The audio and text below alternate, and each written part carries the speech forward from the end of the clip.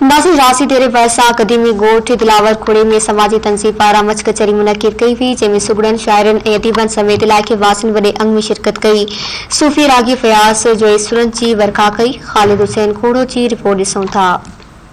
जी नाज़रीन, इन वक्त असीं जो राज़ी जो लघु गोठ दिलावर खुड़े में मौजूद आहियूं, जिते दिलावर यूथ फोरम तरफां जो मच कचहरी जो प्रोग्राम मुनक़द करायो आहे, जंहिंमें मौलाना असद खोड़ो साहब ऐं सिंध जो सुरीलो फनकार फयाज़ अली जो ऐं आस पास जे इलाइक़े वासी अदीब शाइर जेके हिते मौजूद आहिनि, अचो त वधीक उन्हनि खां मुखातिब थियूं त धरती टीवीअ सां कहिड़ा वीचार मिलिया आहिनि। इन्हनि सभिनी दोस्तनि जा लख कुर्ब जेके आया असांजे अङण ते आया ऐं इन्हनि जेको आहे सो इन प्रोग्राम खे कामयाबु कयो।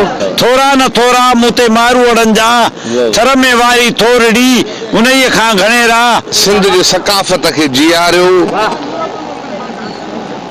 तरफ़ पासे जे मां सम्झां थो त तालके जे तक़रीबन सभिनी शहरनि खां दोस्त आया त साईं पंहिंजी जेको आहे सो क़दीमी सकाफ़त खे जीआरे रहियो आहे ऐं इंशाअल्लाह अॻिते बि उमेद इहा ई था कयूं त अहिड़ा ई प्रोग्राम थींदा रहंदा।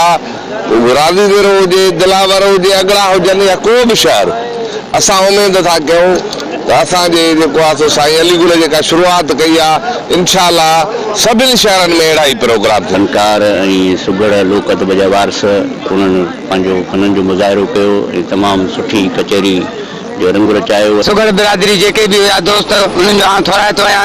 इंशाअल्लाह इन ई तारीख़ ते ईंदड़ साल असांजो इन खां डबल प्रोग्राम इहो तमामु बहितरीनु थियो आहे। सॼी संगत सां सुगड़ आया, फनकार आया, फयाज़ जो आयो, अलीदर खोड़ो हुयो, बाक़ाइदे ॿुधायो त दिलि ठरी पई आहे। तमामु भलो बहितरीनु प्रोग्राम रखियो हुयो। मां जेतिरी लफ़्ज़ चवां सुठा लफ़्ज़नि में ॻाल्हायांसि उन्हनि खां घटि आहिनि।